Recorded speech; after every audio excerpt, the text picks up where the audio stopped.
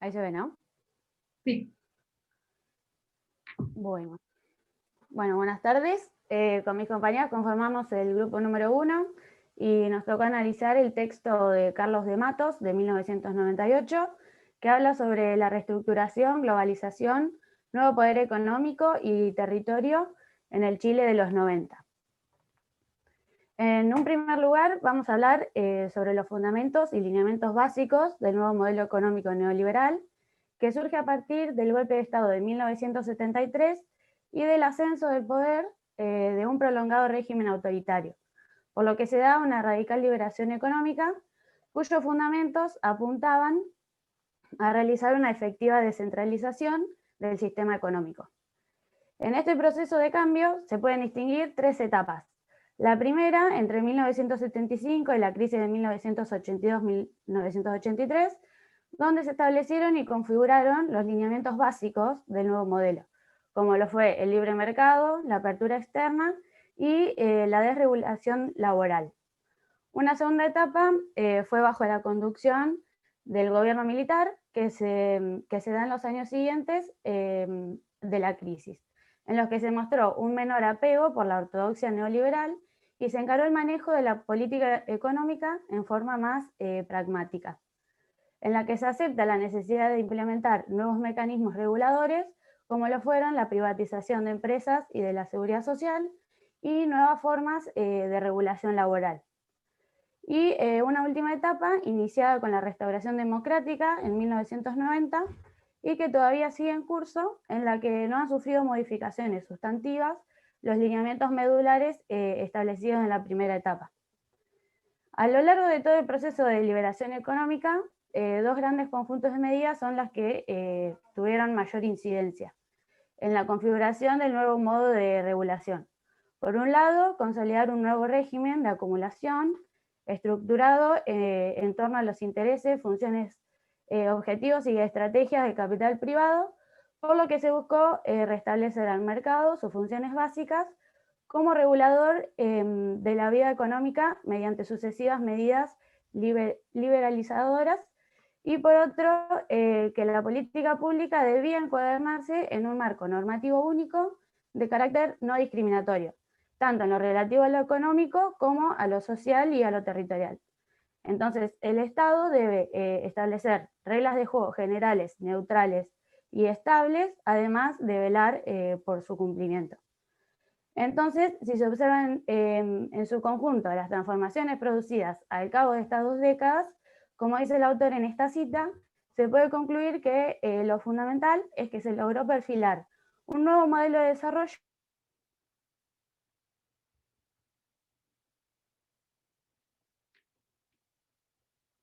han consolidado una situación, no sé quién habla, una situación en la que el capital privado, beneficiado por una creciente autonomía relativa, ha asumido el papel de protagonista principal en la dinámica de acumulación y crecimiento, donde cambia drásticamente la geografía económica chilena al reducir la intervención del Estado en la actividad económica y aumentar de igual medida la esfera de la libertad individual. Bueno, al consolidarse la situación asociada al nuevo modelo económico neoliberal en Chile, el mismo comienza a atravesar un proceso inevitable de globalización que se manifiesta en 4 planos. Primero en el financiero, con la modernización, crecimiento y diversificación de los instrumentos y productos asociados a este plano, con una puesta al día con lo que estaba ocurriendo en la economía global, y una imbricación del sistema financiero chileno con el sistema globalizado. También se produce la transnacionalización del proceso de formación de capital de empresas chilenas asociado a los American Deposits Receipts, que son títulos físicos que permiten que sedes sociales fuera del espacio estadounidense puedan invertir en las bolsas de acciones. Después, en el plano de las mercancías, con la apertura externa y un arancel único bajo, aumentan las importaciones y hay una invasión de bienes y servicios globales, con una transformación de las preferencias de consumo y hábitos de la población que llevan a la desaparición o desplazamiento de productos de gamas nacionales. Después, en el plano de la producción, se produce la asociación de firmas nacionales con empresas transnacionales y la instalación de estas en el territorio nacional, junto a una transnacionalización de empresas chilenas, ya que empiezan a tener límites en su crecimiento interno. Y por último, en el plano de las comunicaciones, debido a una continua y sostenida difusión de las nuevas tecnologías de la información, se produce la interconexión de las sociedades nacionales con la sociedad global, y en ese momento se traduce en la llegada del videocable a centros urbanos, de servicios como Internet y la generalización de usos de comunicación como el teléfono. Este proceso, a lo largo del tiempo, no fue mostrando una saturación, es decir, que fue adaptado exitosamente por la población estos nuevos hábitos de consumo de globalización, que se traducen en impactos territoriales debido a que el capital privado comienza a tener mayor autonomía y mayor poder de decisión por encima de las indicaciones públicas. Es así que se producen impactos territoriales, principalmente en el ámbito urbano-regional, asociado a, primero, estrategias de competitividad para una mayor rentabilidad, ya que al desplazarse el Estado y el capital privado, articularse en empresas en modos de redes, a través de estrategias, decide dónde instalarse, donde tiene un territorio mayor rentabilidad que otro.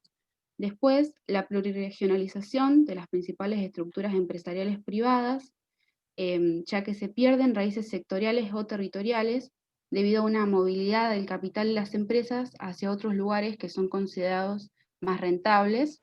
Y por último, la acentuación de la tendencia de desterritorialización del capital, ya que con el movimiento de las empresas ya no puede el sistema público establecer ventajas artificiales para un desarrollo regional o local, lo que lleva a que cada lugar tenga que marcar su presencia económica a partir de las ventajas comparativas que presenta. Bueno, al acentuarse la globalización de la economía chilena, el área metropolitana y la región metropolitana de Santiago se consolidaron como una aglomeración que fue adquiriendo cada vez mayor importancia y en la cual es posible distinguir los efectos de la urbanización. El dinamismo de estas áreas y su inserción en la economía global es lo que las lleva a que se las considere como espacios ganadores. El área metropolitana de Santiago intensificó su condición de nodo articulador entre la sociedad nacional y la sociedad global, a partir de la localización de actividades más directamente vinculadas con la dinámica de la globalización. Entre estas actividades podemos mencionar la concentración de sedes de comando y control de gran cantidad de actividades y funciones globales, como pueden ser el sector financiero, el sistema bancario, los servicios al productor, las inversiones extranjeras, ya que es donde se sitúan las oficinas centrales de las mayores empresas transnacionales, y también servicios de educación superior y últimos avances en materias de tecnología. En la situación de un país en desarrollo, como es el caso de Chile, una creciente concentración de capacidad empresarial y gerencial en un territorio es una condición para insertarse en las redes ciudades de espacio mundo y para poder otorgar continuidad a los respectivos procesos de acumulación y crecimiento. Como consecuencia de la creciente incorporación de los sectores estratégicos y de las actividades globales en este área metropolitana, este área comenzó a tener un papel crucial en el potencial creativo de la proximidad, ya que uno de los factores básicos para escoger la localización de las distintas empresas es justamente las ventajas derivadas de la proximidad de los restantes componentes. Y en el área metropolitana justamente hay un diversificado conjunto de servicios donde se pueden encontrar recursos humanos calificados, de capacidades empresariales, de ambientes de negocios, lo que implica mejores condiciones para la adopción de innovaciones. Con el avance de esta nueva dinámica metropolizadora desencadenada justamente en torno del área metropolitana, comienza a emerger una metrópoli en permanente expansión, lo que ha traducido en un progresivo aumento de implantaciones tanto industriales como comerciales en la región metropolitana de Santiago. De esta manera, el periodo de modernización y expansión del área metropolitana constituyó un factor fundamental para el crecimiento del país y por lo tanto de algunos lugares de su periferia. Bien, en el caso de la expansión de la región metropolitana de Santiago, está caracterizada por el incontenible derrame de la mancha urbana principal, que sería el área metropolitana de Santiago, y se ha convertido en un estímulo adicional para la localización de un conjunto de actividades orientadas preferentemente a satisfacer la demanda interna, lo que se ha traducido en un progresivo aumento de implantaciones, tanto industriales como comerciales, en la región metropolitana. Muchas de las ¿tenés otra diapositiva o porque quedó la misma de Brisa? No, sigue la misma. La misma. Bien, bien. Estoy hablando en la segunda parte. Bien, sí. Muchas de las actividades y funciones principales que se desarrollan en el área metropolitana de Santiago se han expandido hacia la región metropolitana, ya que en este lugar los productos y actividades globales irrumpieron para intentar desde allí su proyección hacia el resto del país. Mientras tanto, la suburbanización en torno a la región metropolitana resulta de estrategias individuales o bien familiares que estaban orientadas a evadirse de diversos problemas de contaminación y de delincuencia que habían tendido a agudizarse en el área metropolitana.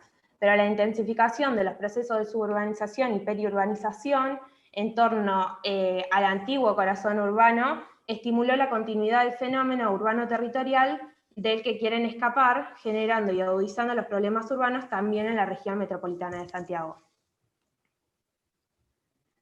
En contrapartida a esos espacios considerados ganadores, van a surgir también, como efecto de la globalización, los espacios perdedores, que van a ser considerados como aquellas áreas que quedaron desconectadas en el proceso de conexión nacional, dando como resultado situaciones de regresión y de depresión. Estas fueron aquellas ciudades y provincias que no siguieron viéndose beneficiadas con las políticas de reestructuración y quedaron estancadas, sin poder presentar ventajas comparativas necesarias para una inserción en el mercado mundial. Si bien la modernización y la expansión del área metropolitana de Santiago se constituyeron como un factor fundamental para el crecimiento del país, dando como resultado la tendencia metropolizadora, que fue tomada como una expansión propia del modelo neoliberal presente en 1998, que fue cuando se publicó este artículo. También el autor tiene en cuenta para esa época la contracara, que fue la generación de estos espacios perdedores, es decir, de aquellas áreas estancadas, por lo que plantea la aparición de un modelo territorial emergente. En este nuevo modelo va a estar caracterizado principalmente por la polarización, que va a estar dado por la clara diferencia entre los espacios que lograron ser integrados a la economía mundial y los que no. Entonces, él dice que en este modelo van a coexistir tanto áreas prósperas con áreas deprimidas. Bueno, y acá dejamos la bibliografía que utilizamos. Bien, bueno.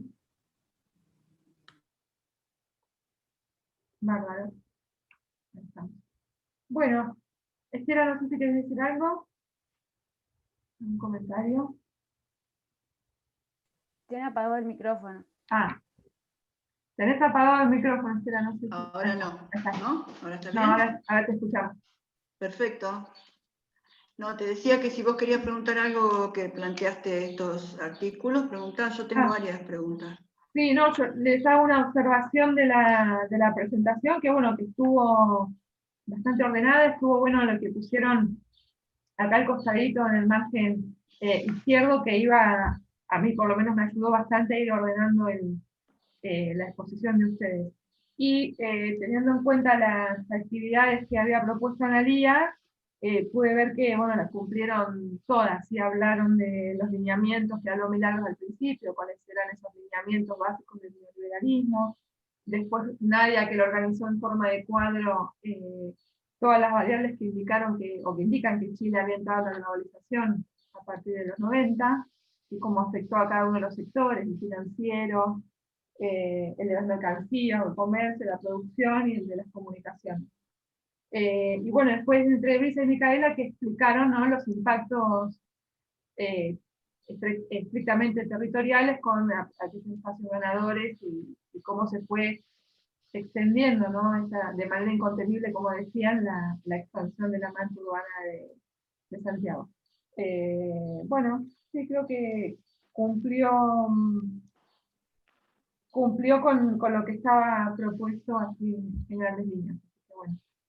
Bueno, yo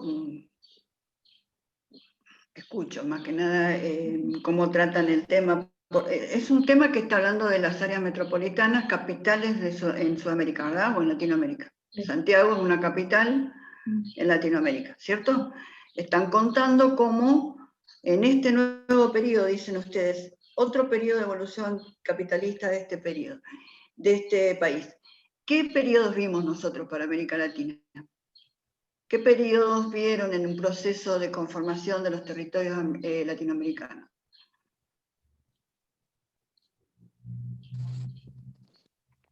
Y el agroexportador, el de sustitución de importaciones. El de industrialización por sustitución de importaciones, ¿verdad? Que te podríamos decir bien, Nadia, para hacerlo más rápido, el periodo industrial en América Latina. Acaban de ver Norteamérica y ven la diferencia enorme del periodo industrial en América Latina. Periodo colonial.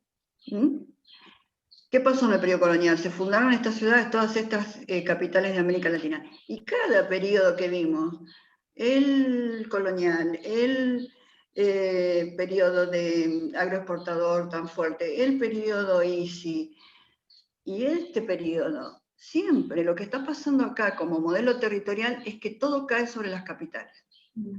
Los recursos, ¿no? Ustedes hablaban de los recursos humanos, no sé, las capitales se hacen cada vez más grandes, cada vez más importantes, cada vez adquieren más funciones, cada vez concentran más en el territorio, cada vez se alejan más dentro de todo el sistema urbano, cada vez la cabeza es más grande, cada vez más chico el cuerpo, ¿no?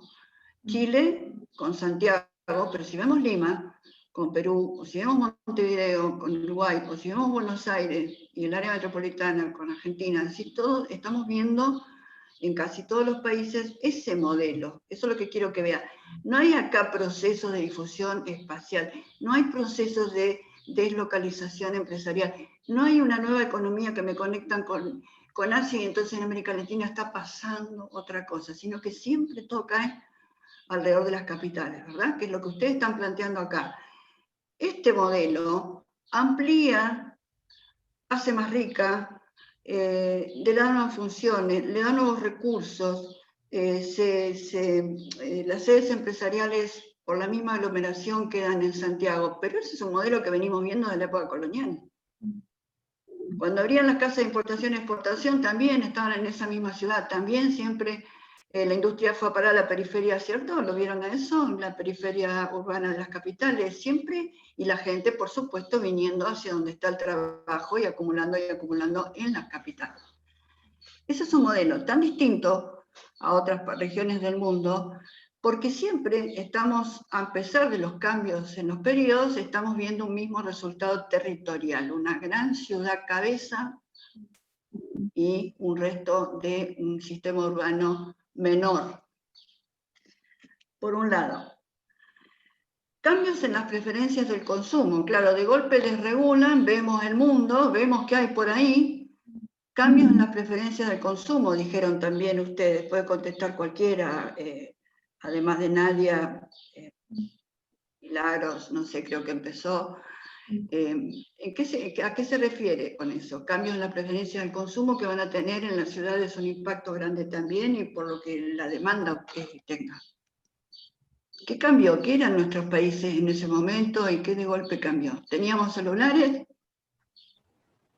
¿Teníamos grandes superficies comerciales? ¿Nos encantaba hacer turismo? Y un poco. ¿Qué cambios tan grandes hubo? Que hubo cambios grandes en las ciudades y de golpe vimos esas casas enormes en el modelo americano y también queremos irnos allá lejos con la casa enorme, con el verde, con los barrios especialmente de cierta segmentación social. Mucho cambió la forma de las oficinas, cambió el transporte, cambiaron los equipamientos urbanos, porque se modernizaban, pero también otra vez se modernizaban las capitales. Otra vez, como en la época del ICI, como en la época agroexportadora, también sobre las capitales. Lo que quiero decir que el modelo territorial latinoamericano es como que siempre caen los recursos en el mismo lugar, ¿no? Y que todos esos procesos se van dando en el mismo lugar. Y los territorios siguen estando, como decíamos al principio, desequilibrados, desestructurados, con poca relación entre sí. ¿Cuánto cuesta un avión de Bahía a Mendoza, de Bahía a Córdoba? De acá me quiero ir a Perú. No, yo tengo que ir a Buenos Aires. Y tengo que dormir en Buenos Aires, comer en Buenos Aires, pagar la tacita en Buenos Aires, moverme hacia el aeropuerto y de ahí salir. Y de ahí lo barato de todo está en Buenos Aires. Váyase a Salta por 600 pesos y uy, qué bueno, pero cuando veo cómo me sale de Bahía a Buenos Aires no me voy a Salta por 600 pesos, tengo que pagar 3.000. Entonces las regiones están desfavorecidas por procesos muy concentrados. Y eso ocurre en toda Latinoamérica, ¿no? Cuando nos vemos Europa o vemos Estados Unidos, donde si estuviéramos viendo acá ahora un mapa de, por ejemplo, aviación para decir conexión y para decir igualdad, y para decir entre todo el tiempo, autopistas para todos lados, aviones para todos lados, verdadera apertura que dar a las regiones, le da la oportunidad de especializarse, de crecer, de generar crecimiento en sus ciudades, relación con el mundo. América Latina la tiene a través de la capital, parece. Por un lado. Y me gustan mucho los impactos territoriales. Esto del crecimiento, ustedes dijeron, para no hacerla tan largo, es cierto, la región metropolitana, que es lo que más me interesa que les quede, que es un modelo que se viene repitiendo de la época colonial, cae todo en la capital. Entre los espacios ganadores de la región que consolidan la aglomeración, que la hacen más rica, que la hacen más moderna, que la hacen más linda, que se pagan los mejores empleos, que están las mejores universidades, que están los mejores institutos, que están, y dale, podemos seguir así todo el día. Ustedes nombraron también que había algunos espacios perdedores, y yo recuerdo que el autor nombraba, ustedes lo dijeron en general, pero el autor nombraba qué regiones de Chile habían quedado como un poco más relegadas en ese proceso, porque no toda la evolución se da al mismo tiempo en cualquier país ni en el mundo, está bien, eso no lo estoy, pero hubo otros emprendimientos que el autor nombraba. ¿Qué regiones quedaron más relegadas? Porque le hacíamos hacer un mapa, me acuerdo, un mapa temático, donde marcaban qué regiones quedaban más relegadas. Y está el surgimiento de lo que son las ciudades que después quedaron como medias, que eran las que lograban tener un acceso a la capital, y después todo lo que era el área rural, que, bueno, se vio recontra desfavorecida, porque más que nada en esa parte se dedicaban a todo lo que era el carbón, y cuando se pasó todo a lo que era industrialización, eso fue lo que quedó de lado, digamos. No se invirtió ni en rutas, ni en nada. Perfecto. O sea, el sur quedó muy desfavorecido, el norte que lindando con Perú también, ¿recuerdan? La región norte, ¿cierto? Y un poco el Valle Central, bueno, como siempre, lo que está un poco más cerca de la capital y todo eso. Lo otro que quiero que presten atención es el tema de la expansión física de las ciudades en ese momento. Acá dice que se da una suburbanización, ¿entienden eso cómo es? Y una periferización. ¿Ustedes qué piensan que es esa periferización?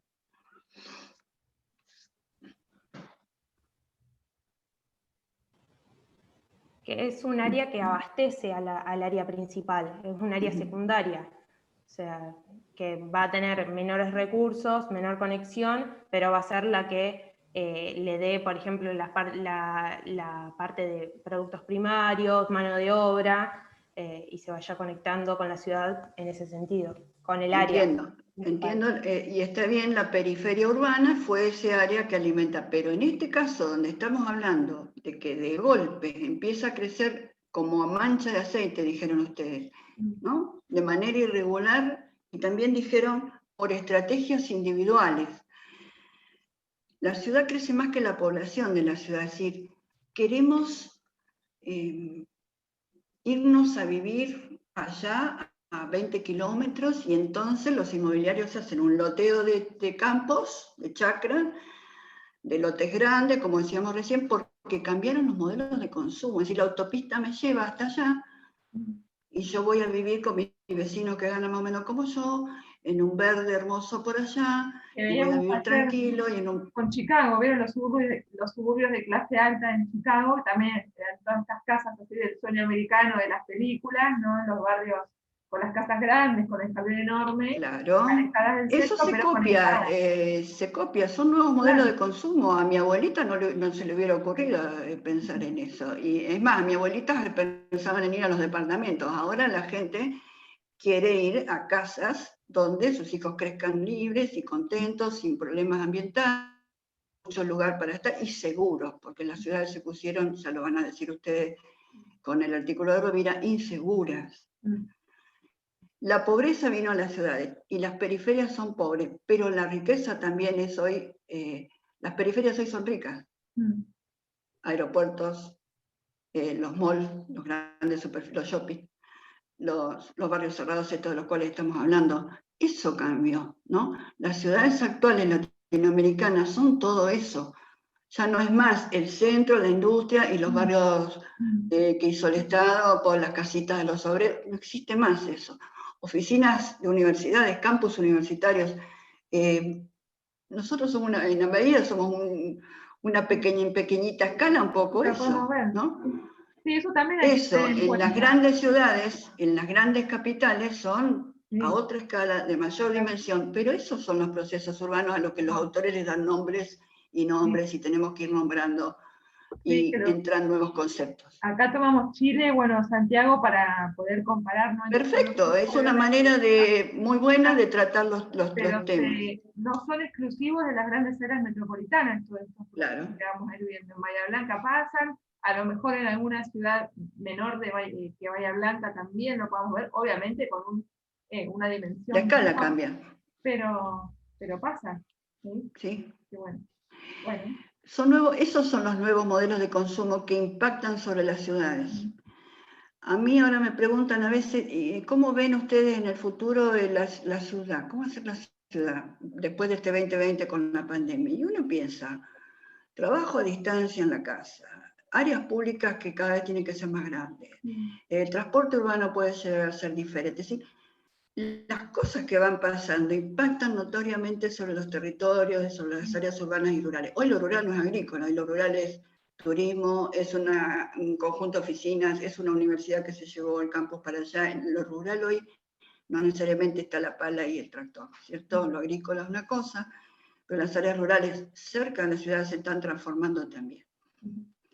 El otro día leí un artículo del diario sobre Lima, sobre una ciudad que no me voy a acordar el nombre, pero una ciudad entera han planificado al sur de Lima. Yo no sé si lo van a lograr hacer. Una ciudad entera como para 300, como si les digo, para 30.000 habitantes, una cosa así. Y estaba el plano de la ciudad en pleno desierto, porque recuerden que la costa, ¿cierto? Ya saben mucho, la costa es desértica por la corriente esta de Humboldt, todo eso. En pleno desierto, una ciudad planificada de cero, con todos los departamentos, los lugares, las cosas, las escuelas, las universidades, todo planificado de cero. Yo no sé si eso se va a hacer o no.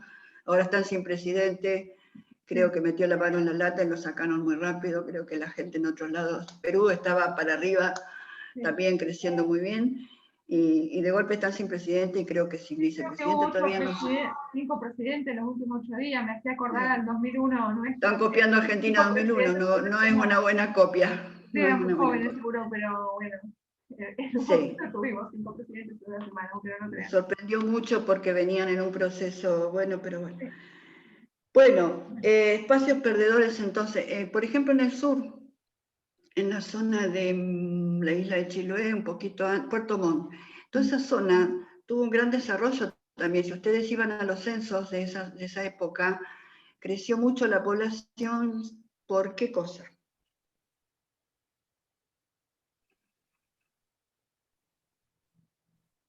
Hoy está cuestionada ambientalmente, pero por la cría del salmón, ¿no?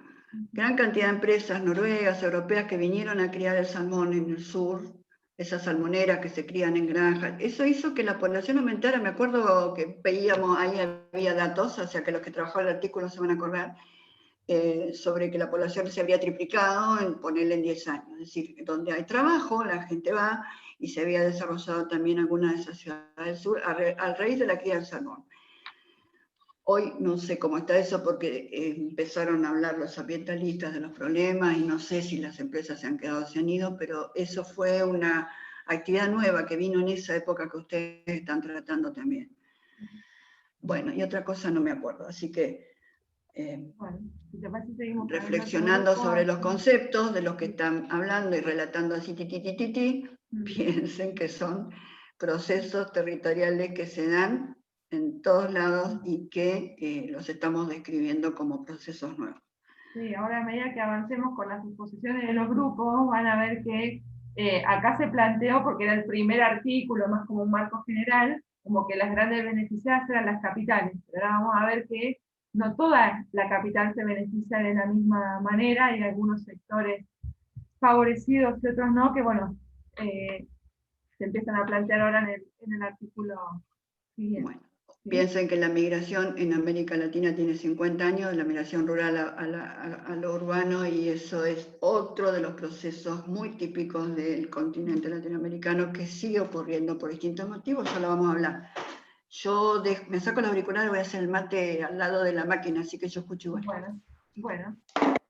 Bien, ¿las chicas del grupo 2? Bueno. Empiecen, yo me voy a correr un ratito. Bueno. Juana, Lucía y Florencia, ya no es María. ¿Pueden contar?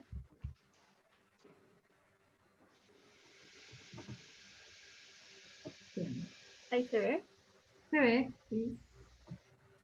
Bueno, hola a todos y todas. Nosotras somos Florencia, Juana y Lucía, y vamos a desarrollar el texto de Rovira Pinto, que está titulado Efectos de la aplicación del modelo neoliberal en la sustentabilidad territorial de Santiago de Chile. Bueno, primero que nada vamos a comenzar hablando de la sustentabilidad estructural y retomando un poco de lo que hablamos recién, capaz va a ser algo repetitivo, vamos a mencionar la marcada macrocefalia de la ciudad de Santiago de Chile, la cual concentra tanto la actividad económica mediante economías de escala y de aglomeración que actúan como fuerzas centrípetas que atraen a la población de todo el país, generando como consecuencia una gran aglomeración y concentración demográfica. De esta manera, el 45% del PBI nacional para el año 2017 era parte de la ciudad de Santiago, y el 38% de la población lo mismo. Esta fuerte concentración va a tener importantes consecuencias sobre las ciudades de menor jerarquía. Precisamente lo que el autor recalca es la ausencia de una jerarquía de ciudades, ya que la ciudad de segundo orden, luego de Santiago, tiene aproximadamente 50.000 habitantes, si no me equivoco. Entonces, se plantea... Concepción, ¿verdad? Sí, creo que sí. Sí, es la segunda ciudad a 800 kilómetros al sur de Santiago.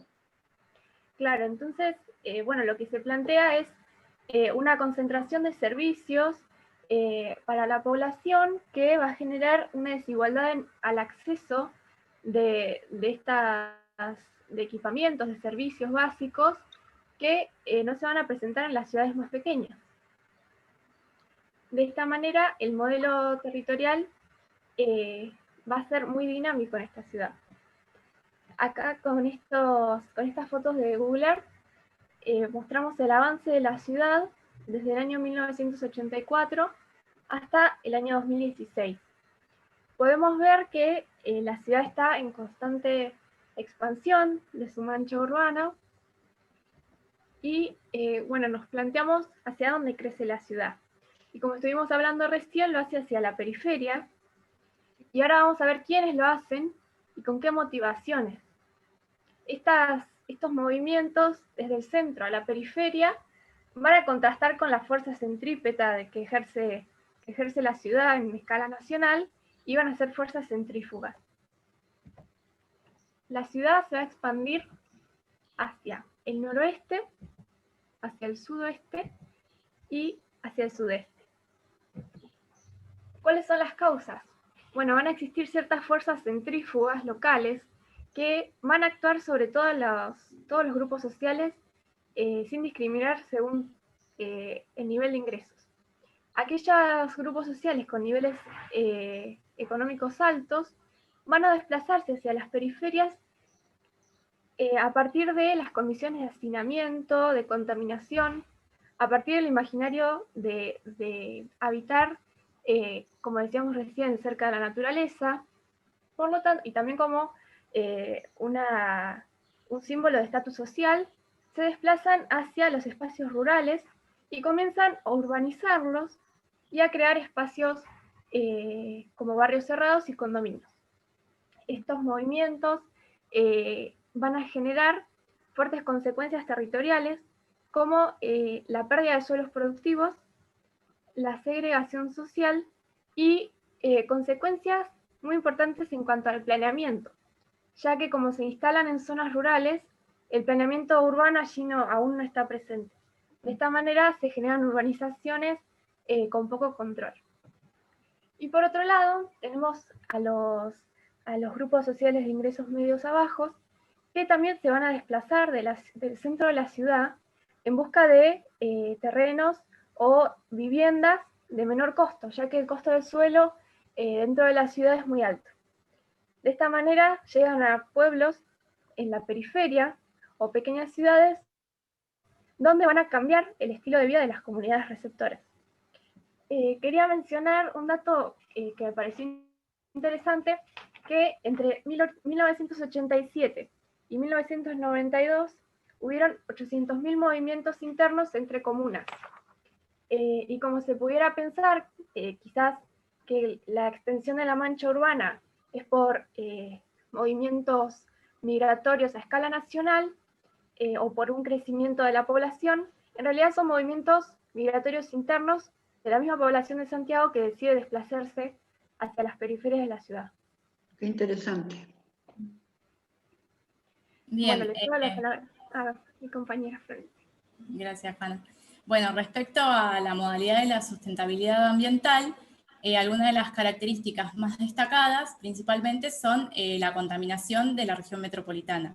Se va a hablar de la contaminación del aire, la polución de los suelos y del agua, como así también de los diferentes residuos industriales líquidos y los residuos domésticos que van a drenar a un cauce principal, que es uno de los ríos denominado Río Mapocho. Otra preocupación de la contaminación también es el transporte en la calidad del aire. Estos dos últimos, tanto los residuos industriales como el transporte, son los que más preocupan a la población y también a los gobiernos locales. La que sí. Bien, otra de las características es también, hablamos de la contaminación atmosférica, pero en relación a la situación geográfica, tanto de la región metropolitana como de la cuenca hidrográfica de Santiago de Chile. Esta cuenca se encuentra limitada por múltiples cerros, relieve en altura, lo que hace que se dificulte la circulación de los vientos y consecuentemente la renovación del aire. También hay un evento que es la estabilidad atmosférica que se produce con esta situación geográfica, que genera que se dé un aumento repentino en la contaminación debido a que no se forman diferentes tipos de nubes en la zona. Sí. Bien, el río Mapocho es un río central que forma parte de la cuenca de Santiago de Chile y se destaca principalmente porque atraviesa el centro de la ciudad y forma parte lo utilizan principalmente para el riego de los cultivos, tanto de hortalizas y de frutas, y acá se convergen, digamos, los principales residuos, tanto industriales, líquidos, y los residuos de la población. Para el año 1996 se realizó un estudio, lo realizó el Instituto Nacional de Hidráulica, en el cual tomaron mediciones del agua y evidenciaron que se encontraban cada 100 mililitros de agua 17 millones de coliformes fecales. El permitido para ese año era de 1000 partículas cada 100 mililitros. Esta condición llevó a graves consecuencias a la población porque tuvo una fuerte incidencia sobre la salud y el bienestar de la población debido al consumo de frutas, verduras más que nada crudas, que derivó a múltiples enfermedades gastrointestinales de la población. El que sigue, Juani. Bueno, respecto a todos estos problemas, surgieron propuestas de soluciones planteadas por los gobiernos que se encontraban de turno, y algunas de estas soluciones fueron, por ejemplo, prohibir algunos cultivos, a no ser que el regadío sea por aguas subterráneas. También las diferentes industrias disminuyeron un 50% la emisión de gases de óxido de azufre, implementando gas natural a las fábricas. También así se implementó un plan de saneamiento, el cual iba a establecer que se iban a instalar 16 fábricas que iban a cubrir el 100% de las aguas naturales, y hasta el 2009 solamente fueron implementadas 3 fábricas, 3 empresas que lograron cubrir menos del 70% de las aguas de la región metropolitana. Y ya para el año, para el año 1960, la foto que está a la derecha, antes de que se den los gobiernos neoliberales, ya la población tenía una percepción negativa del aire debido a los contaminantes. Como se observa en la foto, toda esa nube no es neblina, sino es producto de la contaminación del aire de la región metropolitana. Y ahora sigue la sustentabilidad social, que va a hablar mi compañera Lucía. Bueno, ahora lo que vamos a ver es la última tipo o forma de sustentabilidad. Lucía, perdóname, que se escucha muy bajito. No sé si todos los escuchan tan bajito como yo. Y más lento. A ver. ¿Se siente más fuerte? Sí. Sí. Un poquito sí. Bien. Y la última forma de sustentabilidad es la social, que va a estar muy relacionada con tanto la estructural o la demográfica y también con la ambiental. Ahora vamos a ver por qué. Pásala, Juani, si querés. Bien, la ciudad de Santiago y la región metropolitana presentan un conjunto de problemas o de conflictos de naturaleza diferente, tanto social u económica, y esto va a traer también una consecuencia en todo lo que tiene que ver con la pobreza. Pásala, Juani. Bien, a partir de la información analizada y a partir de las disparidades territoriales que se presentan, y a partir del análisis de algunos indicadores importantes, como por ejemplo es el de pobreza e indigencia, se pudieron generar e identificar 4 grandes tipos o grupos de comunas. Entre ellos, obviamente, en cada uno de los grupos de comunas se pudo señalar diferentes características de vida, diferentes formas de viviendas, diferentes formas de vida y condiciones de vida diferentes. Por ejemplo, en el primer grupo de comunas, que va a estar ubicado en la zona del oriente, se puede señalar que las condiciones de vida son elevadas. En cambio, en las zonas periféricas del grupo de comunas va a tener condiciones de vida e indicadores de pobreza e indigencia muy altos. Ahora vamos a ver por qué son estos valores. Pásalo, Juan, si querés. Bien. Acá quiero reflexionar con una de las frases que utilizaba el autor, sobre el autor Ortiz, donde calificaban a la ciudad de Santiago como un espacio segregado, fuertemente segregado, y que, por lo tanto, no sostenible socialmente. Esto va a ser ¿por qué? La siguiente, Juaní. Porque no solamente se puede ver una desigualdad social en cuanto a todas las cosas que vimos, sino esto se aumenta porque las actividades económicas que se realizan van a ser diferentes. Por ejemplo, se puede evidenciar que las actividades que se llevan en la zona de Santiago son más dedicadas a todo lo que tiene que ver con la industria, con los centros comerciales, con todo lo que tiene que ver con actividades de servicio o actividades de ocio. En cambio, en las zonas periféricas de la región, se pueden observar que las actividades son más que todo con todo lo que tiene que ver con la agricultura. Y esto se señala y se evidencia con los diferentes modos de vida. un modo de vida mucho más pobre, con índices de pobreza mucho más altos, con índices de indigencia mucho más altos. Ahora lo que planteamos, pasar a Juani si querés. Ahora lo que planteamos son algunas propuestas de solución que fuimos pensando para cada una de las sustentabilidades. Así que Juani, si querés decir la tuya. Bueno, en cuanto a la sustentabilidad estructural, planteábamos ideas acerca de cómo poder equilibrar o generar una jerarquía mejor estructurada de las diferentes ciudades, y quizás pensábamos en la posibilidad de impulsar estas economías de escala en ciudades de segundo orden, lo cual podría generar polos de atracción de población y equilibraría el peso relativo de las ciudades, permitiendo que ciertos servicios y funciones se distribuyan de forma más equitativa. Luego, en cuanto a la problemática del planeamiento en el espacio rural, también pensamos en la necesidad de que se cree cierta regulación en estas nuevas formas de hacer ciudad y de urbanización en la periferia, con el fin de prevenir importantes consecuencias territoriales.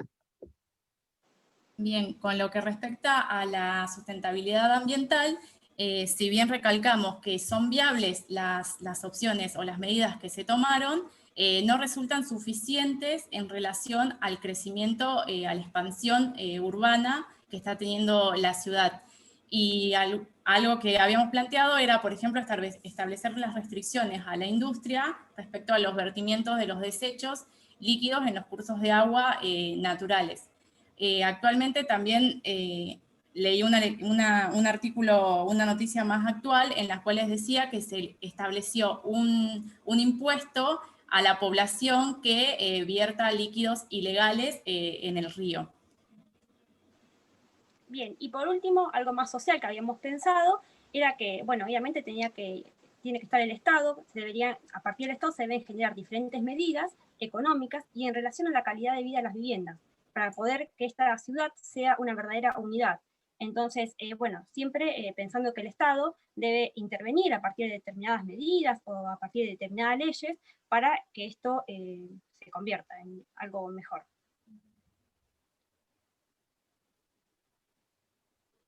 Bueno, bien. Y por último, algunas... Dale, Fanny, vos. No, la introducía nada más. Listo. Las conclusiones que pensamos sobre el trabajo y sobre la lectura del artículo es que el modelo económico mundial implementado en los 70 generó cambios en el sistema socioeconómico, la forma de habitar la ciudad y el rol del Estado. La ciudad de Santiago pudimos ver que no constituye una unidad integrada, sino que se ve realmente fragmentada por las diferentes problemáticas ambientales y socioeconómicas. Llegamos a la conclusión de que, bueno, de que estas grandes problemáticas ambientales y socioeconómicas se dan debido a la falta de sustentabilidad que tiene este modelo. Y por último, también reflexionamos y concluimos diciendo que el mismo mercado que fue quien impulsa los flujos centrípetos hacia la ciudad a una escala nacional, también es el mismo actor que causa los flujos hacia la periferia o estas fuerzas centrífugas, debido a que de la misma manera que atrae población mediante la actividad económica, genera problemáticas ambientales y sociales que ocasionan el desplazamiento de la población. De esta manera, el sistema económico actual es el principal causante de los flujos que podemos observar en la ciudad de Santiago. Muchas gracias. Bueno. Bárbaro. Bueno, este artículo no era tan complejo como el anterior, sino que está bastante más bien estructurado y bien diferenciado, ¿no? Todas las dimensiones de la sustentabilidad que considera el autor. Y ahí empezamos a ver que los beneficios de esto que decíamos antes, que las capitales eran las más beneficiadas, bueno, no por igual, ¿sí? Quería destacar lo que incorporaron, ¿sí? de estas imágenes de Google Earth y demás, que fue un aporte de las chicas del grupo, porque para los compañeros que no leyeron el artículo no hay ninguna, no hay cartografía, ni estas fuentes, ni estas figuras que ustedes mostraron, así que eso me parece un avance importante para comprender este proceso de expansión, que bueno, las chicas del grupo 1 lo mencionaron, pero ustedes pudieron analizarlo espacialmente en forma más concreta, ¿sí? Y vemos los sectores hacia dónde se expandió la ciudad. Así que bueno, muy bien. Un poquito me hizo ruido una de las últimas propuestas sobre reforzar el papel del Estado en la planificación del espacio urbano. Me parece un poquito difícil en un contexto, ¿no?, de implementación del modelo neoliberal, que lo que busca en realidad es otra cosa, o reducir al máximo ese papel del Estado, poniendo en ese lugar a promotores inmobiliarios privados, que lo vamos a ver ahora con los otros dos artículos, ¿sí? De hecho, para los planes de vivienda social en Santiago están encargados, o se encargan de esos planes, los desarrolladores privados, ¿sí? Entonces, está bien que la idea de proponer Estado no es mala, pero por ahí es un poquito difícil de aplicarla en un modelo neoliberal tan marcado como es el de Chile. Pero bueno, estuvo bien, y bueno, les reitero ese aporte que hicieron, que sirvió para entender mejor los procesos que explicaron. No sé si quiere decir algo. Sí, siempre quiero decir algo. Me encantaron las imágenes, me encanta ver las imágenes Google, porque cuando yo estudiaba y decía la ciudad crece como mancha de aceite, se dispersa hacia las fuerzas que dispersan. Ahora lo vemos, nosotros de los satélites vemos todo, es decir, es maravilloso ver cómo realmente sí, crece hacia la montaña, crece hacia el norte, crece hacia el sur. Perdón, esas fechas, perdón, Juana, que presentaron ahí, ¿eran en función de la disponibilidad de las imágenes o las eligieron ustedes? No, eran las que había. Pusimos periodos de aproximadamente 10 años, pero había nada más hasta el 80, no había. Bueno, pero igual nos alcanza bien, porque el realismo se empezó a implementar más o menos. Bueno, y si las ves ahora, 50 años después, te imaginas lo que es Chile. Ver la verticalización de Chile. Los chilenos venían a Buenos Aires a ver ciudad. Ahora Santiago realmente es una ciudad moderna, es una ciudad con un equipamiento más moderno, y con una cantidad de funciones importantes. ¿No les llama la atención que casi que produce la mitad del PBI de todo el país? Fíjense, si nosotros tomamos San Pablo, también produce el 51% del PBI brasilero. Si tomamos, hace la concentración de bienes y servicios, está en las ciudades, qué duda cabe. San Pablo no es capital, pero es uno de los casos donde Brasil tiene un trayecto un poco distinto, donde hay 3, 4, 5 ciudades grandes. Pero también se está dando lo mismo, es decir, sí han sido favorecidas. Por supuesto que como atrae tanta población a su modo y desde siempre, ¿no? Cuando cayó la minería en el norte vienen para Santiago, cuando hay problemas vienen para Santiago, es decir, como nosotros íbamos a Buenos Aires, no es tan fácil. Eso lleva décadas y por supuesto que sí que tienen problemas, pero lo que yo veo es que ellos están administrando los problemas, ¿no? No solo con esas noticias que vos lees, es como que si uno ahora va a Chile, se va a subir a un metro que va por abajo y va por arriba, y es maravilloso, y es impecablemente limpio, y las autopistas son hermosas, y la ciudad está ordenadísima, ¿no?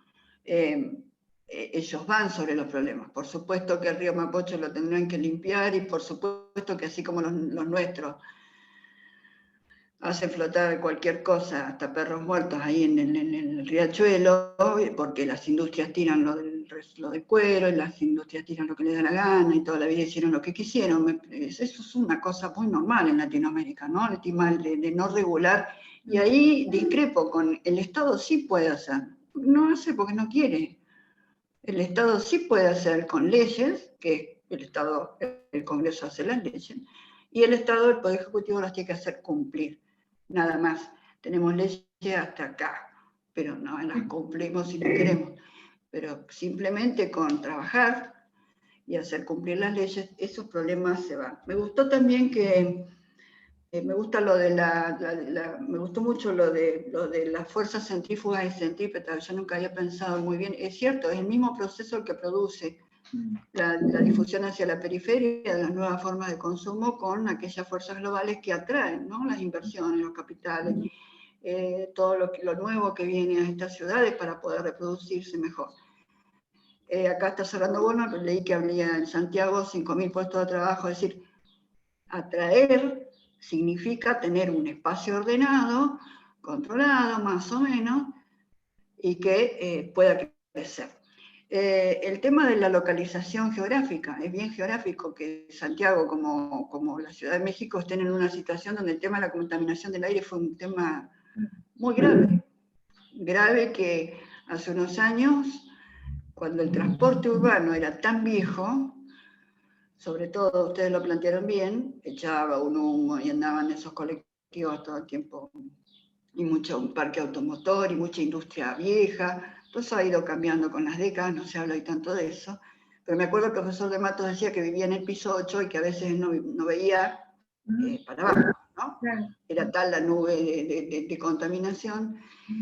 Y eso era porque estaba entre la montaña y la cadena costera, y los vientos no se llevan del valle, estas cuestiones, y la inversión térmica de la que ustedes hablaron, en invierno sobre todo, eso era muy problemático, igual que lo es en el DF. De hecho, han hecho que la población no salga, o que salga con determinadas patentes, otras no salgan. Bueno, eso últimamente no se escucha, porque hay toda una renovación del parque automotor y de la industria. Y quizás porque ya no hay tanta industria vieja, sino que lo que hoy hay más es otro tipo de industria, ¿no? Como hemos hablado. Bueno, me gustó mucho. Me gustó mucho las imágenes, ver fotos de arriba, me gusta mucho ver Google con sus intervenciones, porque los procesos esos de los cuales hablan. ¿No les parece grave eso de la pérdida de las tierras agrícolas, por ejemplo?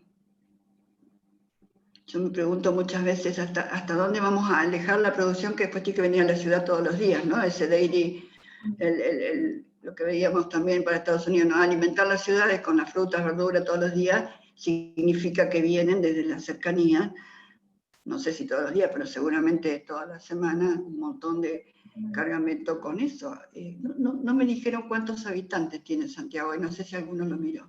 Creo que tiene 13, 15 millones. La ciudad tiene 7, me parece. Sí, entre 7 y 8 creo que decía.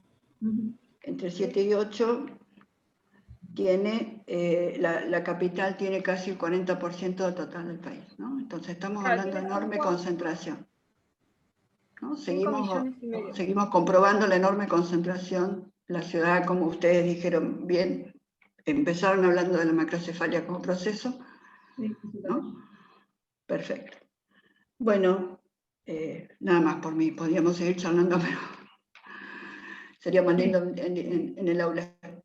Sí, dan para, todos los temas dan para charlar. Sí, 5 millones y pico, bueno, Sí. se lo dijo Juana. Lo que más quiero es reforzar los procesos, porque esos procesos ustedes después los pueden ver en otras ciudades grandes, lo van a ver en Bogotá, en Medellín, en Guayaquil, sí, con sus particularidades, pero son procesos que se están dando en todas las capitales o ciudades grandes.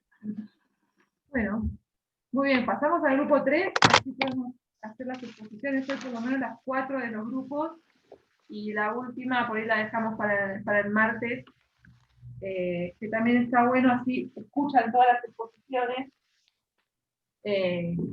y el martes hacemos la reflexión final, esa puede ser otra alternativa.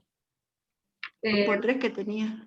El grupo 3 tiene el texto de Hidalgo y Zunino, que era un texto un poco más complicado, tenían bastante aporte teórico, compara Santiago y Valparaíso. ¿Sí? Bien, somos el grupo 3 y bueno, a nosotros nos tocó analizar el texto, la organización de las áreas periféricas en Santiago y Valparaíso, el papel de las relaciones de poder en el dibujo de la geografía socio-residencial de Hidalgo y Zunino.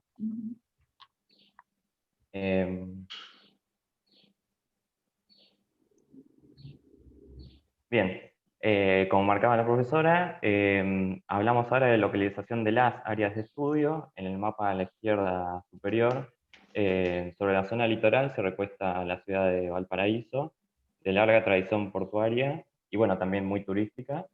mientras que en el centro ya veníamos analizando la zona metropolitana de Santiago. El mapa de la derecha, que fue elaborado por Hidalgo y Zunino, del margen izquierdo, nos presentan las comunas en análisis. Por ahí no se ve muy bien, pero en dirección norte a sur serían Quintero, Quillota, Limache, Olmué y Casablanca. Y para el lado de Santiago de Chile serían Tiltil, Curacaví, Peñaflor, El Monte, Alagante, Isla de Maipo, Buin y Paine. Las imágenes que están en la parte inferior lo que trata es mostrar un poco el contraste, por ejemplo en Valparaíso, entre la comuna de Limache y de Olmué, un poco más turística la segunda foto, mientras que en Santiago de Chile, por ahí Isla de Maipo y Tiltil, también se evidencia ese contraste. A la hora de explicar un poco el tema del desarrollo urbano, este puede ser marcado a partir de una dimensión objetiva o visible, o sea, lo podemos analizar desde técnicas y métodos de información geográfica, o a través de análisis de datos cuantitativos, o si hacemos una lectura más comprensiva del fenómeno, como en la siguiente diapositiva, una lectura más comprensiva del fenómeno urbano, también podemos decir que este constituye un hecho social, en donde los agentes estructurados y limitados, delimitados y posibilitados por la estructura social, tratan de imponer sus intereses, ya sean de índole económicos, políticos, sociales o institucionales. El escenario donde estos intereses se dan lucha es el que denominamos como ciudad postmoderna, esta ciudad que es fragmentada en cuanto a lo urbano, que está segregada socioespacialmente, y en donde el control del espacio está detentado por los dueños del capital. Esto suele ser el reflejo de la transformación sociopolítica que caracteriza justamente al capitalismo, que también se ve a lo largo de Latinoamérica cuando hablamos de neoliberalismo. Es así que tanto Hidalgo y Zunino nos presentan unas nuevas miradas desde el paradigma sociológico, político y geográfico urbano para comprender un poco acerca de la geografía socioresidencial. Entonces Giddens, un sociólogo inglés, nos plantea el concepto de agente estructurado, que según esta definición dada por él mismo, no es ni libre ni esclavo. Está condicionado, pero jamás está determinado. ¿Qué quiere decir que, que está condicionado? Bueno, esta agente está justamente atado a las estructuras generales de dominación, que los debilitan de su propia construcción. Pero jamás determinado porque justamente retiene siempre la capacidad de resistirse, de oponerse, de generar proyectos e iniciativas, y en última instancia, y si la situación lo requiere, acabar con su propia existencia. Por otra parte, Michel Foucault, que es un teórico francés de los años 60-70, y digo teórico porque en realidad él no se enmarca ni le gusta ser clasificado, ser ni sociólogo, ni filósofo, ni historiador, sino lo que él dice es que hace una historia del pensamiento crítico. Entonces nos invita a pensar, ¿cómo se ejerce el poder? Bueno, a través de tácticas y estrategias que son diseñadas de forma consciente y predeterminada para llevar a cabo fines y propósitos que le son propios a ciertas colectividades o individuos. Remarca la importancia de estudiar las gubernamentalidades, que son las tecnologías del gobierno, que usa y aplica para controlar el espacio y la sociedad. Luego nos presenta el concepto de la microfísica del poder, esto es, las acciones concretas de los individuos y las colectividades para afianzar el control social.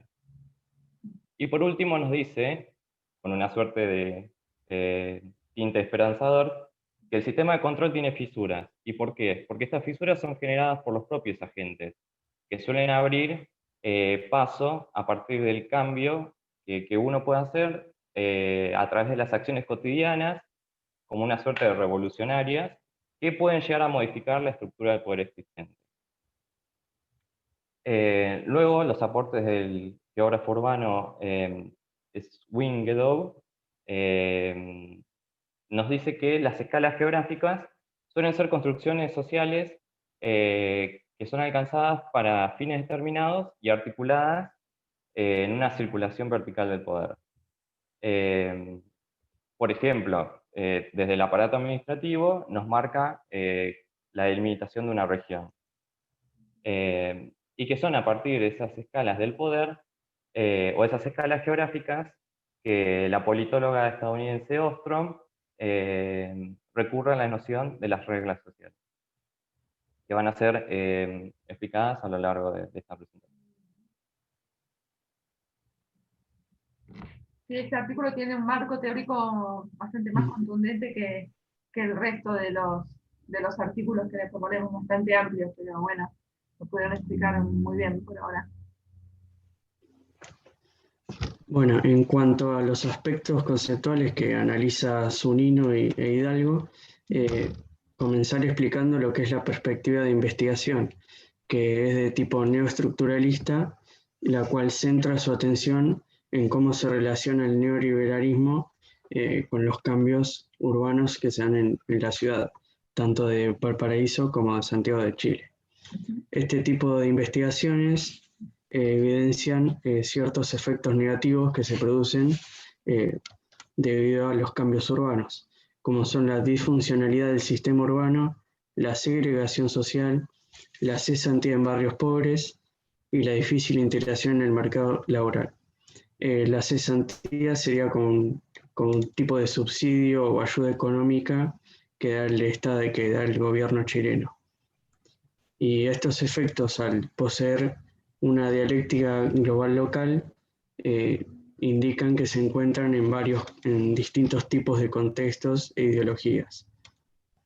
La urbanización, al ser un hecho social, se organiza en varias instituciones que representan una arquitectura del poder, la cual ejerce las estrategias para alcanzar los intereses de diversos actores institucionales. Esta arquitectura de poder, a su vez, es analizada por los autores a través de las reglas sociales, las cuales son herramientas que nos ayudan a entender cómo los actores se involucran en procesos de decisión. Estas reglas son 6 y son las reglas de posición, las reglas de borde, las reglas de autoridad, las reglas de costo y beneficio y las reglas de información, en las cuales se articulan estas reglas. Otro concepto que dilucida el autor es las ideas marxistas, las cuales ven a la ciudad como la conformación de superestructuras económicas. Estas superestructuras son los elementos jurídicos, políticos e ideológicos que conforman a la ciudad. Y están involucrados dentro de la infraestructura, que son los sistemas económicos que se dan dentro de la ciudad. En cuanto a los cambios del paisaje urbano, que son la reproducción y destrucción del espacio, estos están dados por el sistema capitalista, el cual le da forma a la sociedad contemporánea de estas dos ciudades. Este capitalismo no permite un anclaje espacial, que es otro concepto que analiza el autor, en el cual dice que la acumulación de capitales es la acumulación de capitales en largos periodos de tiempo. Repitiendo lo que dijo mi compañero Leandro, también hace alusión al concepto de gobernamentalidades, que son los métodos del gobierno que utilizan para controlar la sociedad y el espacio en el desarrollo urbano. Por último, este control o articulación del poder es facilitado por las diferentes escalas en las cuales se analiza el autor el texto.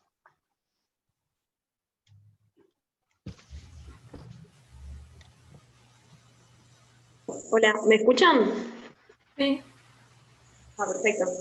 Bien, ¿cuál es la situación de los habitantes en este contexto? Los habitantes se encuentran en una situación de marginalidad, digamos, los habitantes que viven en estos conjuntos de viviendas sociales se encuentran en una situación de marginalidad, no solo socioterritorialmente hablando, sino que también en términos políticos, ya que su participación ciudadana es meramente formal y no es efectiva.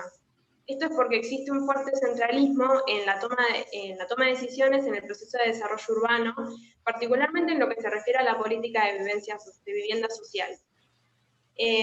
Los conjuntos de vivienda social se levantan en áreas que permanecen aisladas social y funcionalmente de los conglomerados urbanos, porque se localizan en áreas periféricas, lo cual lleva, por ejemplo, a que se desarrollen más actividades relacionadas, por ejemplo, a la agricultura extensiva.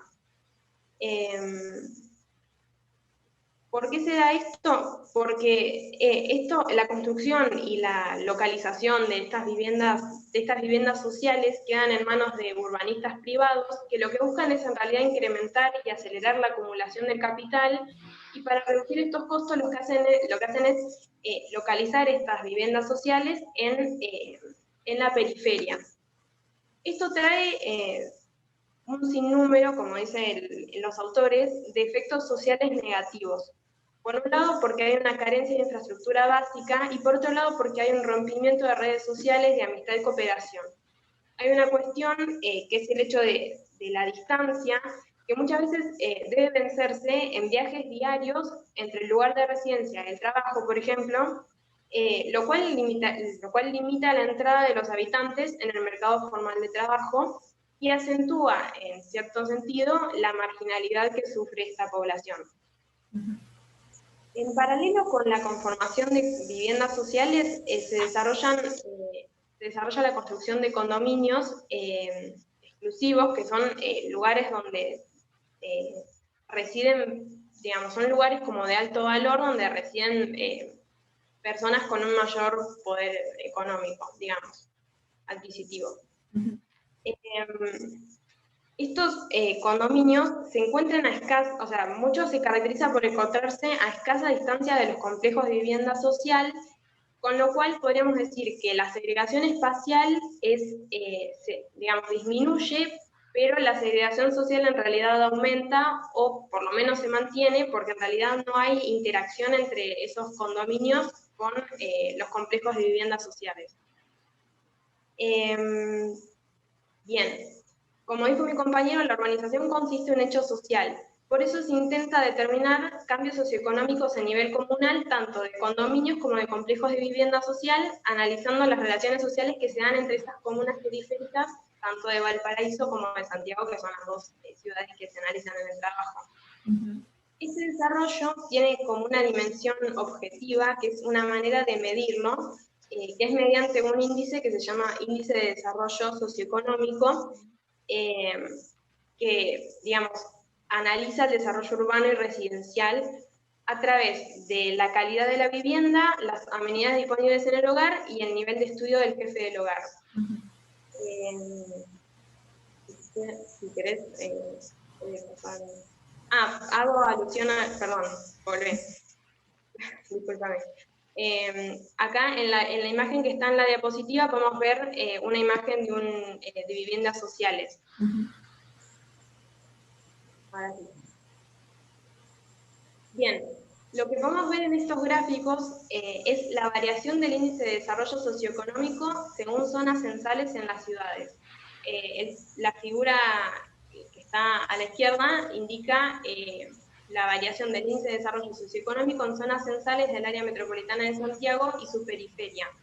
Lo que analiza es, en el eje Y sería el índice de desarrollo socioeconómico, y va analizando por áreas censales por ejemplo, con vivienda social y condominios, que muestran, por ejemplo, en las áreas periféricas un elevado índice de desarrollo socioeconómico.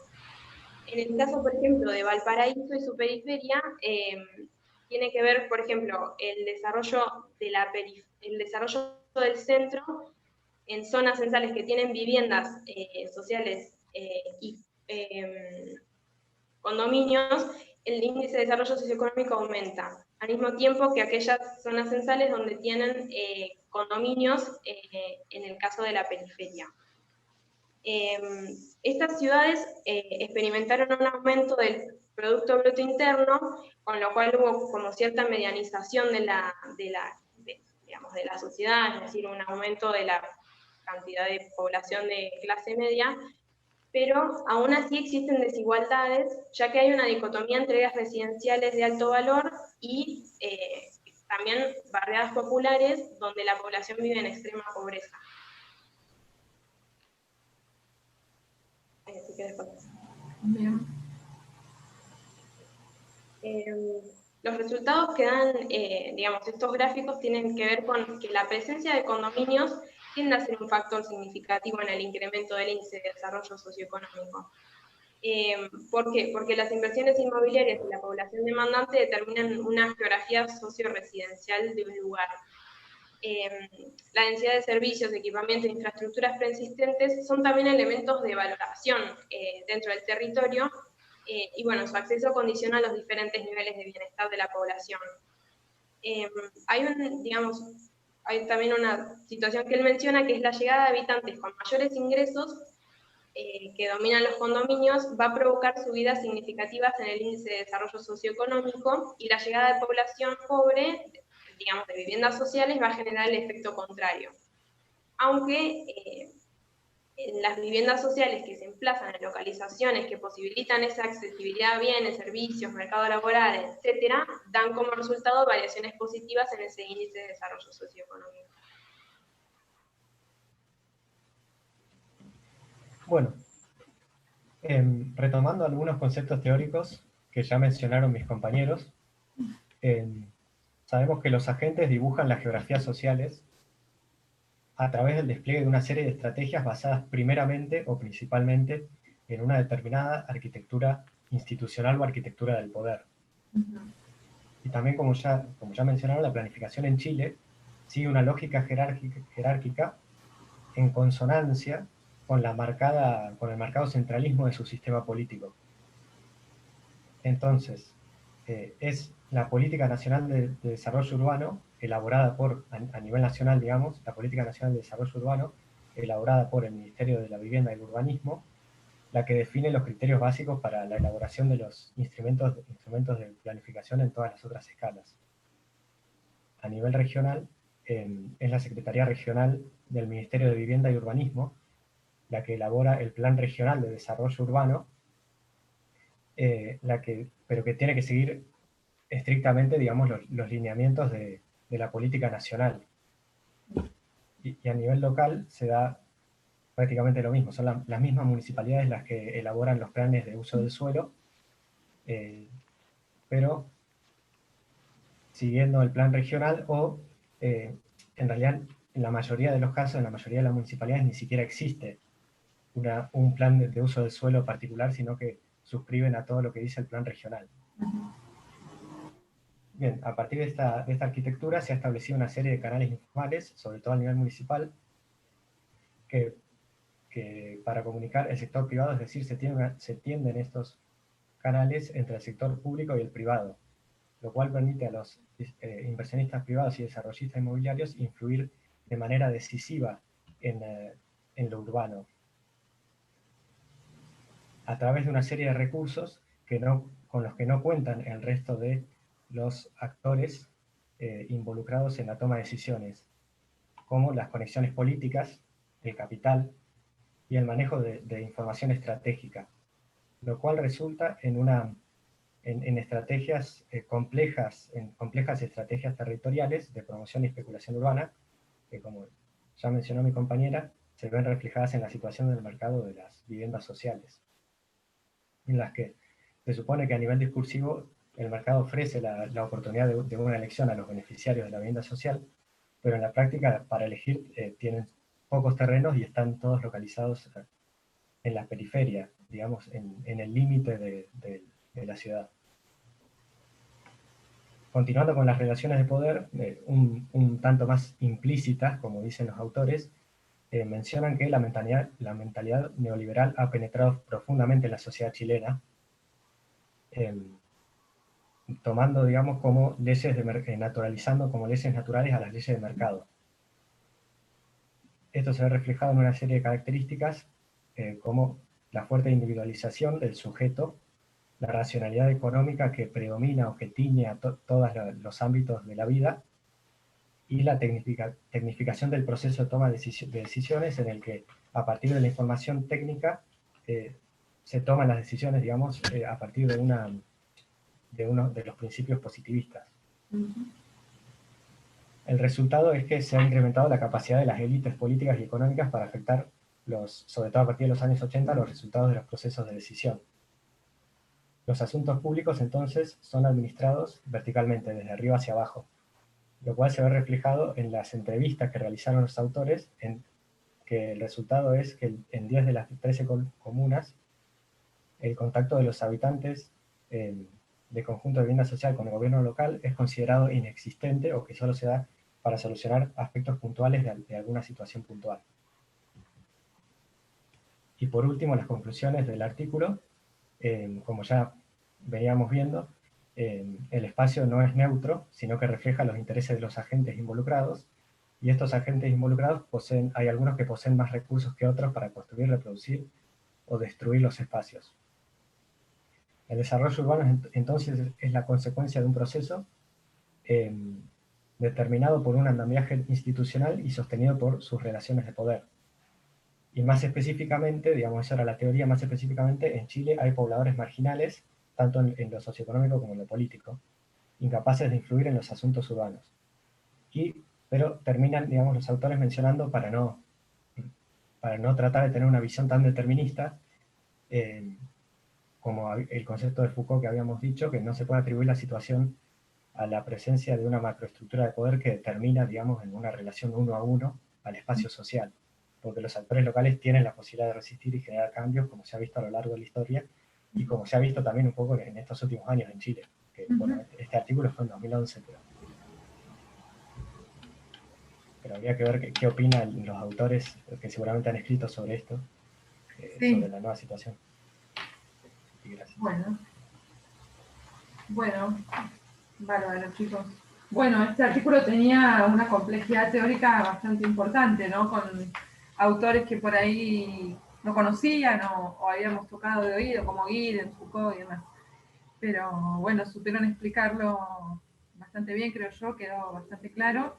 Y la idea fundamental, me parece a mí, del artículo son, ¿no?, dilucidar esas relaciones de poder que subyacen a la organización del espacio urbano, e identificar qué actores o cuáles son los actores que tienen mayor capacidad en el proceso de toma de decisiones, ¿sí?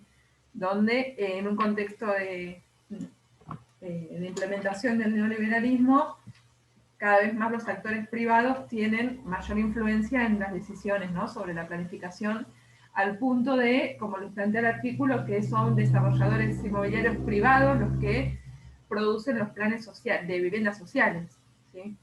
Entonces, bueno, se ve ahí bien la intervención de los distintos agentes.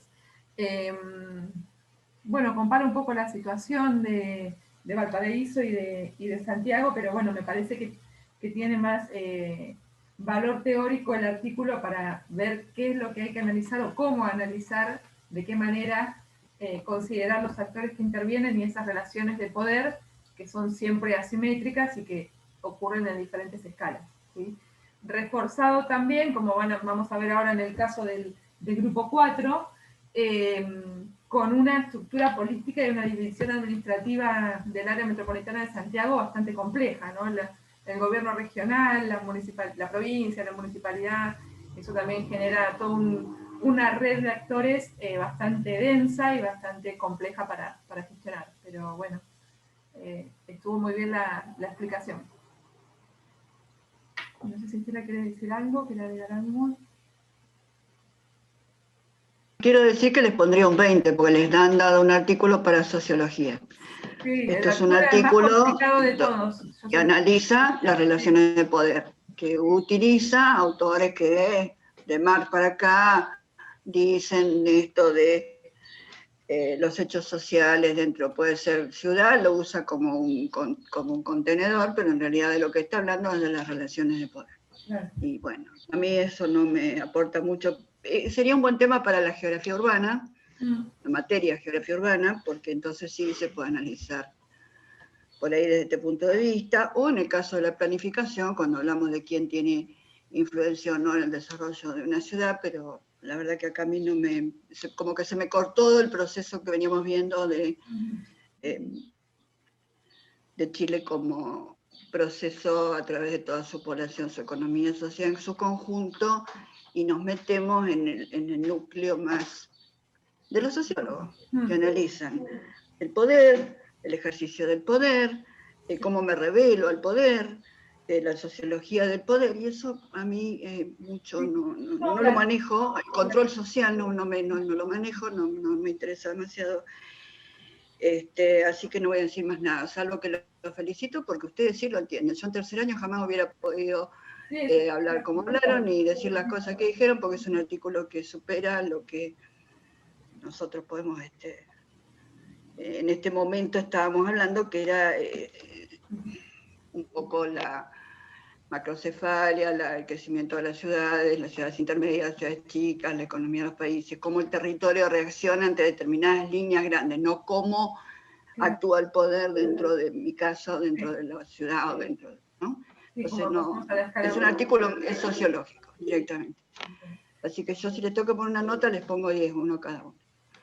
Bueno, ahora que van a presentar las chicas vuelve a retomar un poco la distribución de qué áreas son más favorecidas en Santiago y demás. Entonces están Candela por ahí y Agostina, que tienen el grupo 4, que estaban con el texto de González. Y acá estamos. Sí, están, bueno, buenas tardes. ¿Ahí se ve? Se ve. Déjame un poquito que copio el autor. No está. Aquí está. No está, Jorge Martín González se llama. Está igual en la... una bibliografía. Sí. Sí, hay que poner siempre el nombre del autor y el año. ¿Sí? Porque las chicas del grupo 2 que pusieron Rovira Pinto, hay que poner también el año para que uno tenga noción, ¿no?, en qué momento se escribió ese artículo, para contextualizarlo, ¿no? Bueno, nosotros vamos a exponer sobre la gobernanza fragmentada en la ciudad global de Santiago de Chile. Bueno, una breve introducción. La ciudad de Santiago de Chile, además de ser capital del país y lugar donde se concentra gran parte del poder político nacional, pertenece administrativamente a la región metropolitana de Santiago. Esta está compuesta por 5 provincias que se subdividen en 52 comunas. El área urbana del Gran Santiago, por otra parte, contiene 37 comunas, casi todas pertenecientes a las 32 que componen la provincia de Santiago. Pero también pertenece a otras zonas periféricas situadas en comunas como Puente Alto, San Bernardo y Padre Hurtado. Bien, por otro lado, acá pusimos un mapita de las comunas de Gran Santiago. Por otro lado, dada su composición territorial, la gestión urbana depende de 3 entidades político-administrativas importantes. En primer lugar, el gobierno regional metropolitano, luego las gobernaciones de las provincias de Santiago y las cordilleras y las municipalidades de las 37 comunas que pertenecen al área urbana. Las funciones y atribuciones de los gobiernos regionales metropolitanos se enfocan en la elaboración de políticas, planes y programas de desarrollo regional, ordenamiento territorial, fomento productivo y desarrollo sociocultural. Estos gobiernos en cada región residen en el intendente, que es el representante del presidente de la República. Los gobiernos regionales y los intendentes son los que se encargan en buena medida de implementar en la región las políticas que se deciden en el gobierno nacional y de delegar las tareas a los gobernadores.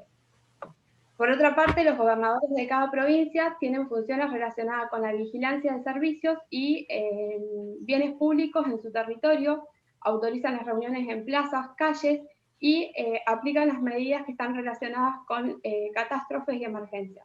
Y por otro lado se encuentran las municipalidades, que son corporaciones autónomas, tienen ciertas funciones que son privativas propias y exclusivas. Ellas pueden aprobar, modificar y también elaboran el plan comunal.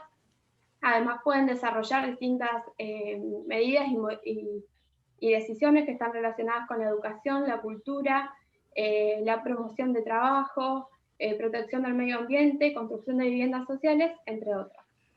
Pero dentro de sus atribuciones, la más importante y la que más se destaca es la administración de bienes municipales y también nacionales, que son de usos públicos, incluido el subsuelo, y que están existentes en la comuna.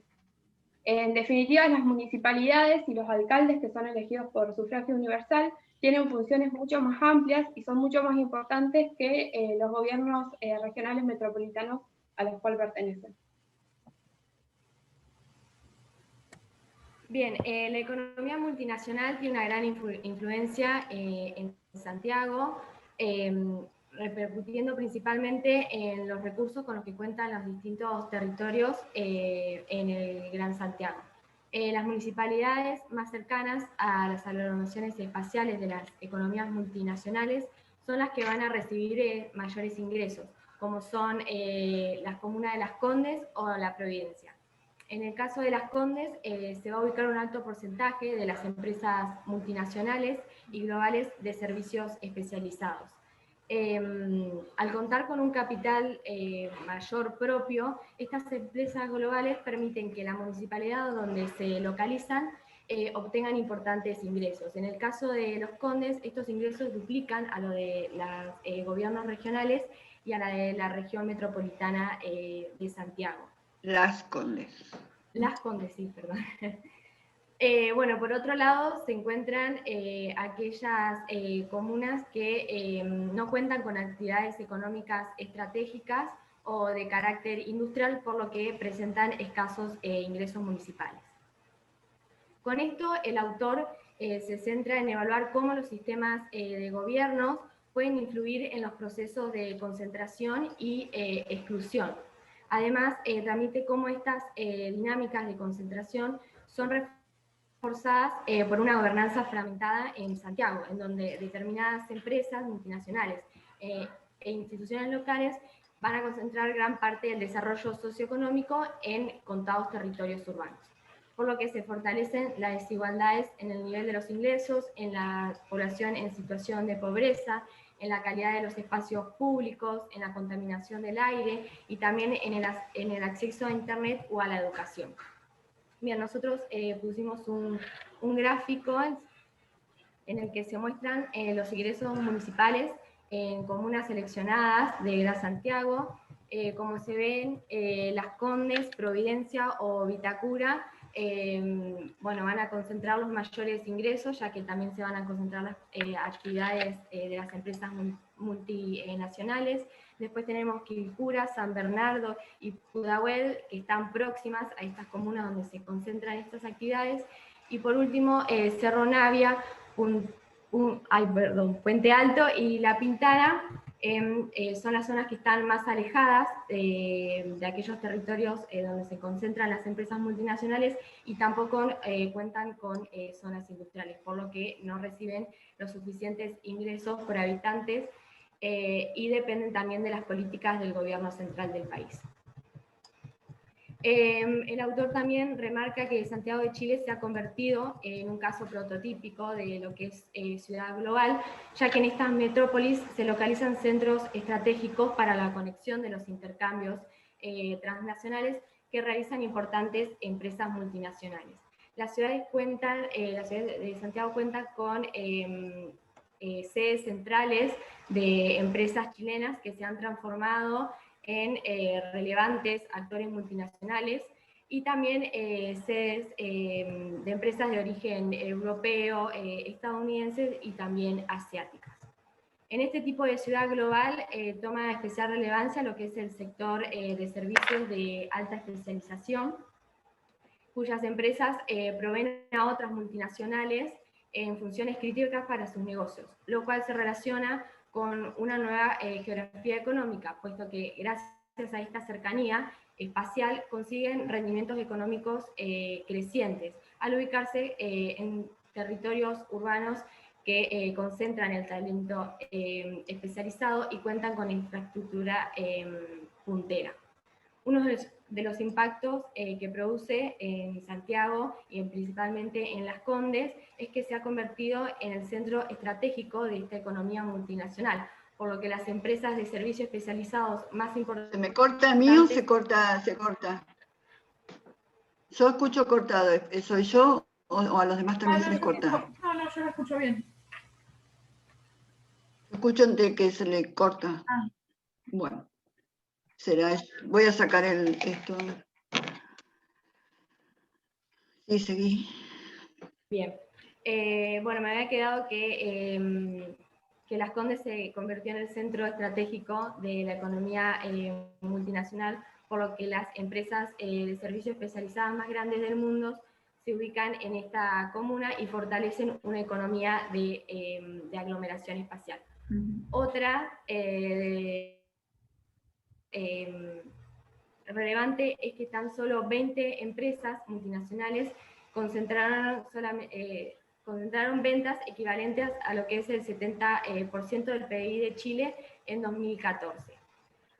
Vale recalcar que la concentración económica se genera en mayor medida a través de empresas multinacionales de origen chileno, por lo que se demuestra que la dinámica de la economía multinacional no solo se vincula con empresas extranjeras, sino que también con los capitales nacionales que van a tener un rol importante. Bueno, en las ciudades globales, cuando las políticas se enfocan particularmente en las instituciones locales y no se acompañan de una planificación multiescalar, se dan procesos de concentración de desarrollo y exclusión socioespacial. Es por esto que llevar a cabo una gobernanza multiescalar es de gran importancia, ya que contiene una serie de beneficios.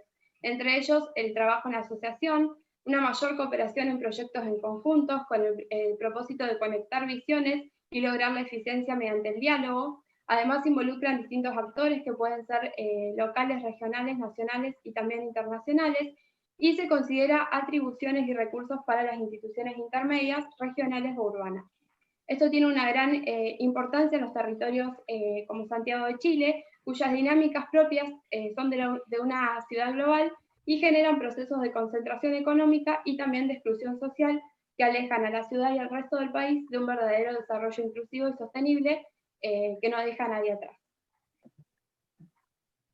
Bien, como medidas eficaces para avanzar hacia un desarrollo inclusivo y sostenible en las ciudades latinoamericanas, se propone apuntar a formas de gestión pública que, por un lado, profundicen la participación ciudadana en las decisiones gubernamentales y, por otro, promocione una gobernanza multiescalar que articule redes de colaboración entre los distintos niveles, entre el Estado, la sociedad civil y el sector privado. También que se generen espacios de diálogo, debates y redes de colaboración que logren desincentivar justamente esta concentración económica que se da en torno a las grandes empresas. Bueno, también políticas públicas para la promoción del desarrollo territorial en toda la región y la inclusión financiera como herramienta de desarrollo y avances también en la política social latinoamericana.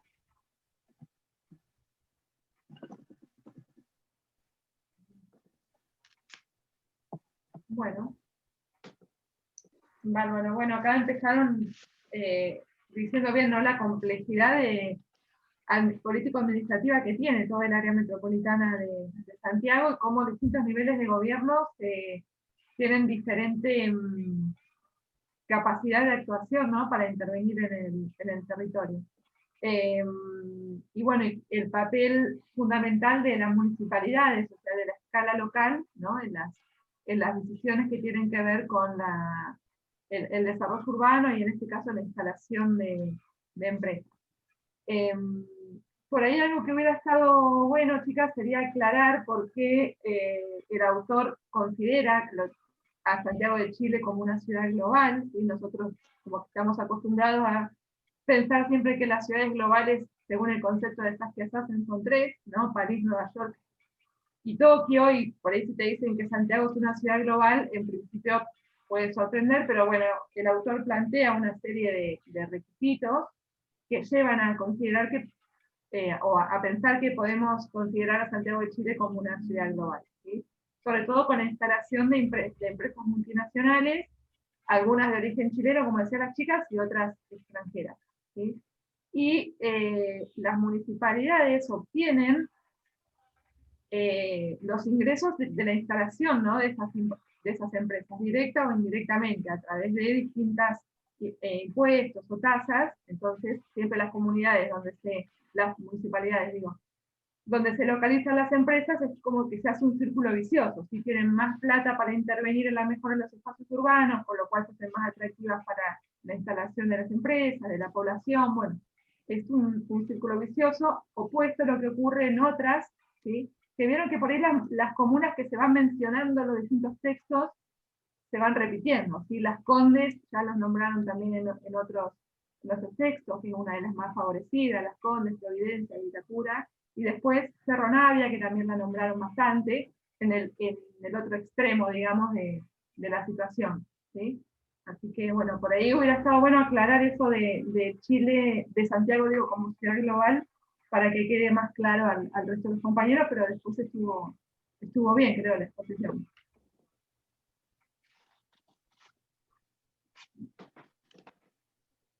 ¿Listo? Sí. ¿Terminamos? Sí, si querés agregar algo más. Bueno, no, yo estoy sorprendida por que esto que tengan municipio, región y provincia, que yo nunca vi, bueno, y la nación, colabore para la dinámica de la concentración. Nosotros vivimos en un país muy concentrado, con un gobierno nacional muy fuerte, y las provincias dependen, y los municipios de qué le cae de arriba, claro. ¿Cierto? Nuestro municipio a la provincia le da una parte, la nación le da a la provincia, disputan ahí, y acá sería como al revés, lo que ustedes dicen que los municipios son los que obtienen los beneficios de la instalación de las grandes empresas, o de lo que sea que esté produciendo economía en el lugar. Entonces yo eso no lo conocía, y pensaba cuando hablaban de eso que, qué cosa, ¿no? Que la provincia y la región no puedan superar esta cuestión de la concentración, siendo que ellos tienen, Chile es el único país que tiene regiones administrativamente, bueno, uno ve el mapa de Chile y están las regiones, las provincias, nosotros no tenemos regiones, nunca logramos, nosotros hablamos de regiones como una cosa tradicional, cultural, pero no como organismo administrativo. Noroeste no es un organismo administrativo, no, ellos tienen las regiones, son organismos, como decían ustedes, con gobierno, con... Y bueno, recuerdo una vez hablando con gente de la Universidad de Temuco que hasta para cambiar un plan de estudio o poner una carrera nueva, perdón, en la Universidad de Temuco dependían del gobierno regional, cosa que a mí me sorprendía mucho, como que tienen unos sistemas más para arriba que los complican bastante. Y ahora ustedes además dicen que las comunas reciben los ingresos y no los recibe la región, que sería para distribuir, ¿cierto? Sí, de hecho también es raro porque los gobiernos regionales están los intendentes, que serían para nosotros la municipalidad, los nombra directamente el presidente, no son electos. Después Claro, ahí es como otros países latinoamericanos, claro, que no hace tanto, que han logrado que los elija la gente. Claro, entonces como un delegado, no es como un... Claro. Esos están atrasados, siendo que son democracias estables desde hace mucho y son bastante austeros y se controlan bastante, hay una coalición partidaria que gobierna hace mucho. No me imaginé que estas cuestiones, pensé que al tener tantos divisiones administrativas lo favorecían, no lo sí, bueno, no, nada más. Es un planteamiento. Y en cuanto a ciudad global, sí, hay autores que lo dicen. Hay ciudades en la primacía de la red, dicen, las que ustedes nombraron. Claro. Pero después las capitales de los países y las ciudades importantes también son ciudades globales en el sentido, como ustedes dijeron, de que conecta con ese sistema internacional a través de muchas cosas, ¿no? De las inversiones, del sistema financiero, del sistema económico, el sistema global, comunicación en todo caso. Sí, es una ciudad global, seguramente como Buenos Aires o como San Pablo o como otras, en una jerarquía inferior a Nueva York, Londres, Tokio, qué sé yo, pero sí son ciudades que tienen una función global dentro de esa red de ciudades globales, así que en eso está bien. Bueno. Anduvimos, pero qué 18, perfecto. No, el martes que viene hacemos la conclusión con el último texto, ¿sí? Así está bueno que puedan reforzar la falta lectura. uno. Es un texto general para todos los grupos, pero mejor que lo hagamos el martes, que ya todos escucharon a sus compañeros y compañeras. Si quieren se pueden intercambiar los PowerPoint para poder hacer una mejor reflexión con el último texto de martes, ¿sí? Me los mandan también a mí, por favor, los PowerPoint, yo se los pasé a la liga para que hagamos la evaluación correspondiente. Bueno, por mi parte nada muy más. bien. Muy bien. Y bueno, nos vemos el martes entonces a las 18, arrancamos con esto y después, bueno, hoy seguimos con el tema de migración. Así que, bueno. Bueno, mucha suerte, chicos. Buenísimo. Buenas tardes. Bien, nos vemos. Chao. Nos vemos. Hasta luego. Gracias. Adiós.